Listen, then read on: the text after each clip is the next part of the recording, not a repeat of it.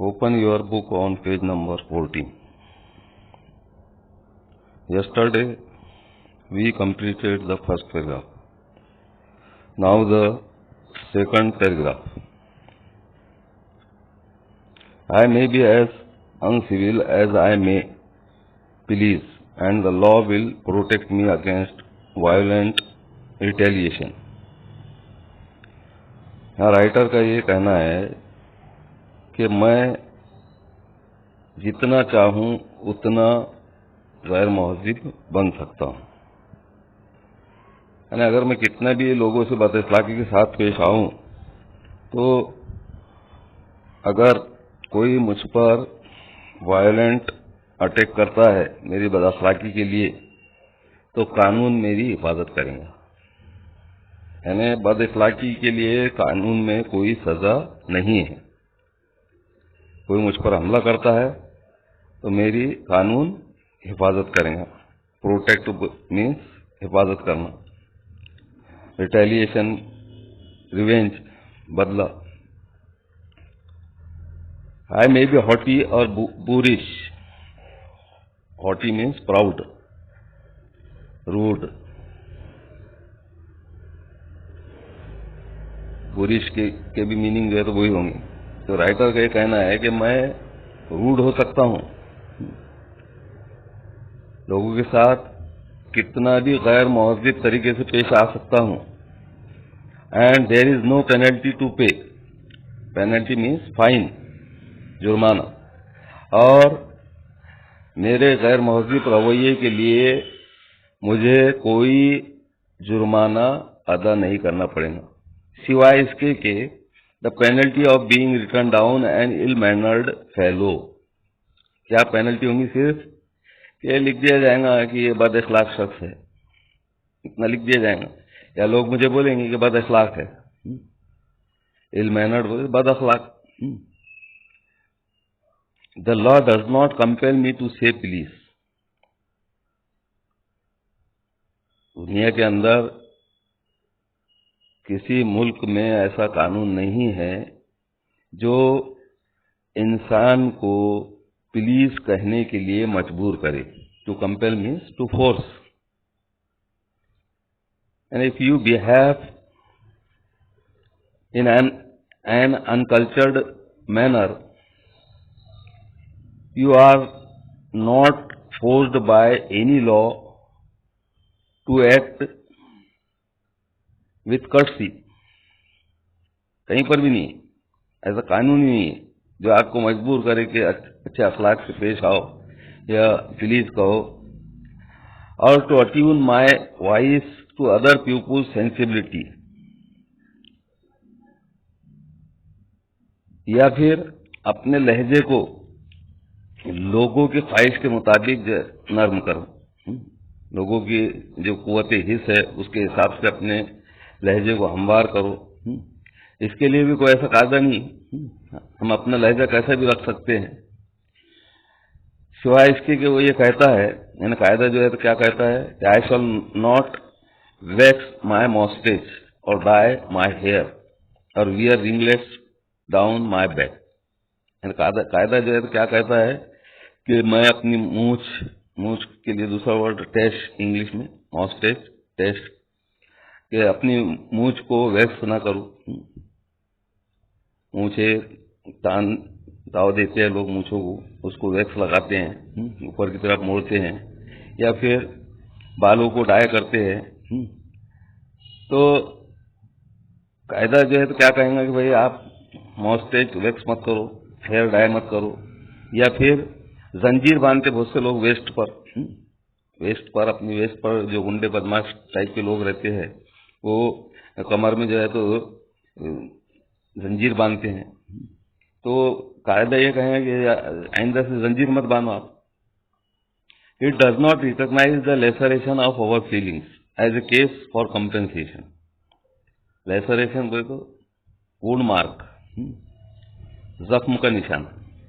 यानी जब लोग हमारे साथ खराब सलूक करते हैं, बदअखलाकी से पेश आते हैं, तो उससे जो हमको जख्म लगता है, तो उसके लिए कानून किसी मुआवजे या भरपाई की तस्दीक नहीं करता है, यानी कानून के पास उसकी भरपाई के लिए कोई कायदा मौजूद नहीं है। कंपेंसेशन मुआवजा भरपाई, रिकॉग्नाइज वर्ड आया, देखिए रिकॉग्नाइज का अगर नाउन बनाने का इससे पहले भी बताया गया था, रिकॉग्निशन होता, रिकॉग्नाइजेशन में होगा रिकॉग्निशन, TI हटाकर TIN बढ़ा देंगे, रिकॉग्निशन नाउन होगा इसका।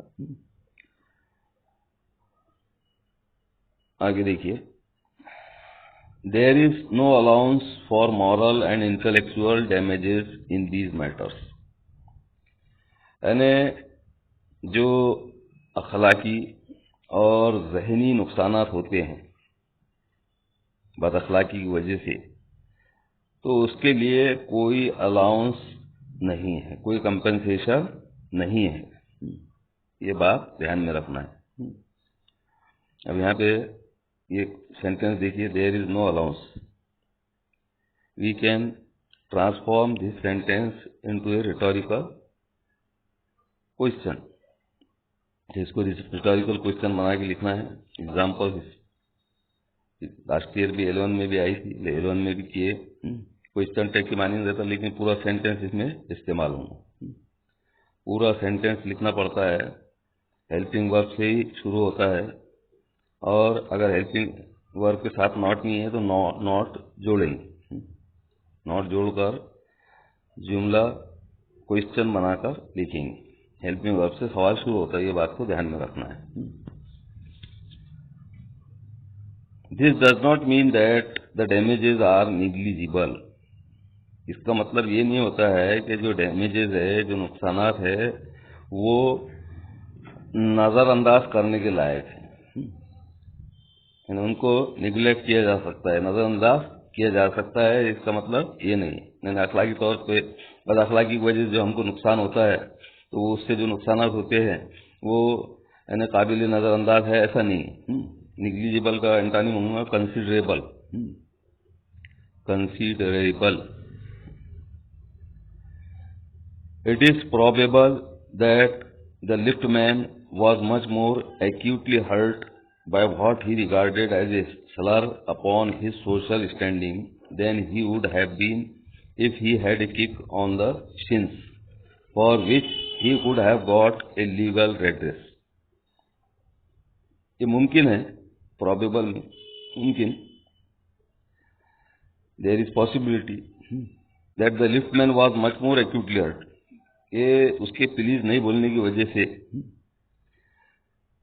लिफ्टमैन बहुत ज्यादा मुतासिर हुआ होगा by what he regarded as a slur upon his social standing. उसका क्या कहना था कि उसकी जो समाज में पोजीशन है, स्टैंडिंग से मुराद पोजीशन, समाज में जो पोजीशन है, तो वो उसका जो रवैया था बदअखलाकी का, उसने प्लीज नहीं कहा, तो ये उसके स्टेटस पर, सोशल स्टेटस पर एक कलंक था, एक दाग था। यानी उसका ये क्या कहना था कि अगर उसको किक मार दी जाती, लात मार दी जाती उसके शिन पर, उसके पिंडली पर, टीबिया, शिन्स को जो है तो टीबिया कहा जाता, साइंस वालों को पता होगा, उसके शिन्स पर अगर किक मार दी जाती तो इतना नुकसान नहीं होता था जितना यानी इसके प्लीज नहीं बोलने की वजह से हुआ।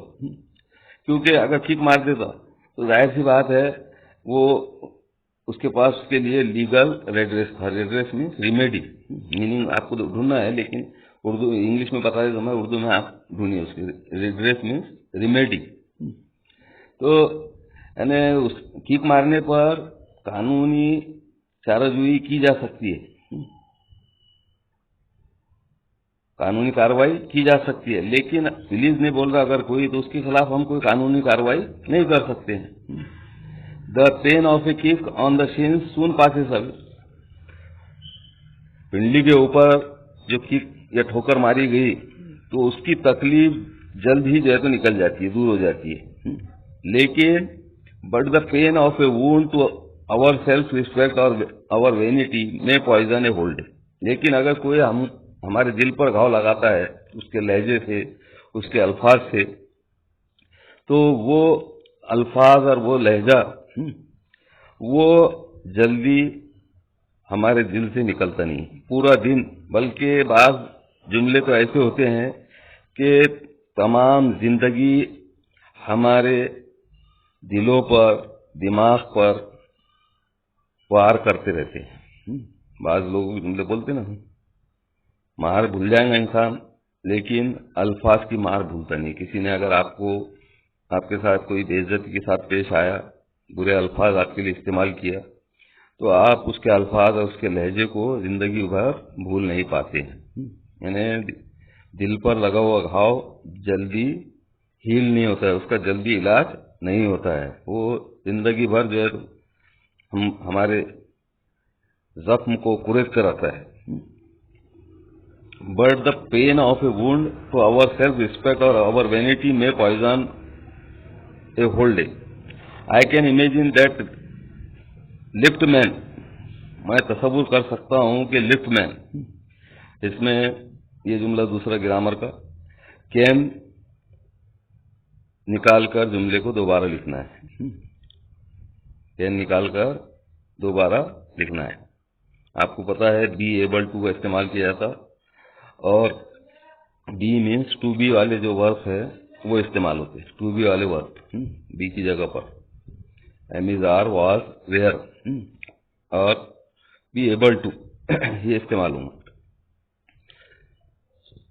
राइटर का यह कहना है कि मैं तस्वुर कर सकता हूं कि lift man denied the relief of throwing the author of his wound out of the lift. ये लिफ्ट मैन ने जो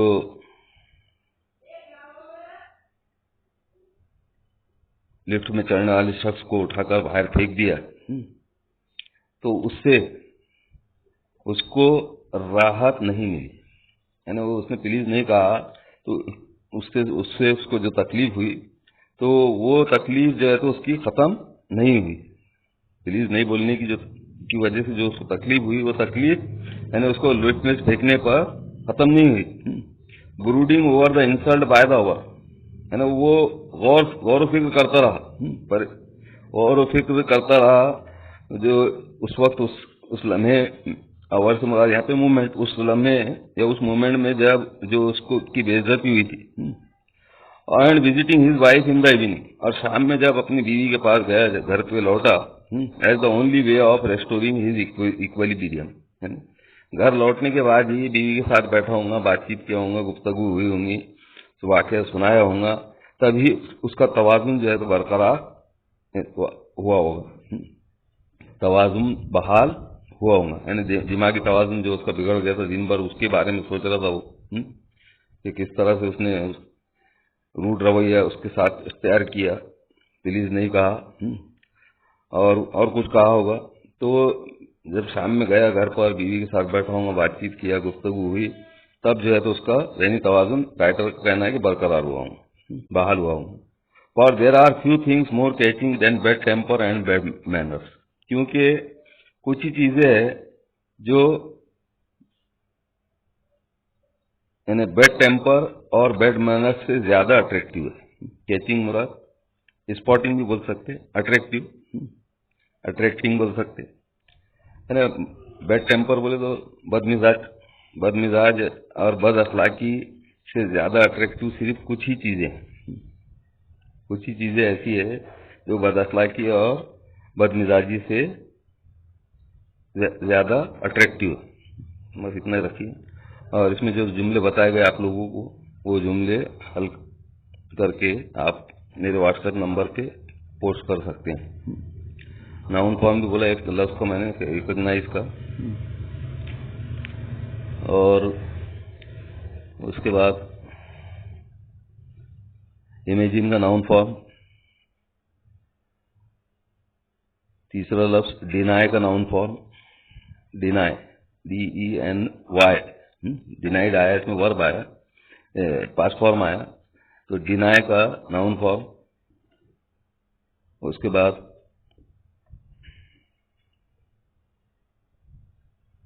रेस्टोर का, RESTORE, रेस्टोरिंग आया, रेस्टोर, 4 अल्फाज के नाउन फॉर्म। और उसके बाद दो जुमले ग्रामर के दिया हूँ मैंने। There is no allowance for moral and intellectual damages in these matters. और दूसरा जुमला, I can imagine that lift man, can remove करके दोबारा लिखने का है। तो ये दो जुमले और 4 नाउन फॉर्म बाद में व्हाट्सएप पर आप पोस्ट कर सकते हैं। जो लोग यूट्यूब पर वीडियो देख रहे नहीं हैं उनको आप बताइए कि वीडियो अपलोड हो रहे हैं यूट्यूब पर, और मेरी लिंक खोलकर आपको जाकर उन वीडियो को अच्छे से देखना है, बगौर सुनना है और स्टडी रोजाना जारी रखना है। सब्सक्राइब भी कर सकते हैं आप लोग अगर आपकी ख्वाहिश हो। कल इंशाअल्लाह इससे आगे पढ़ाया जाएगा। खुदा हाफिज।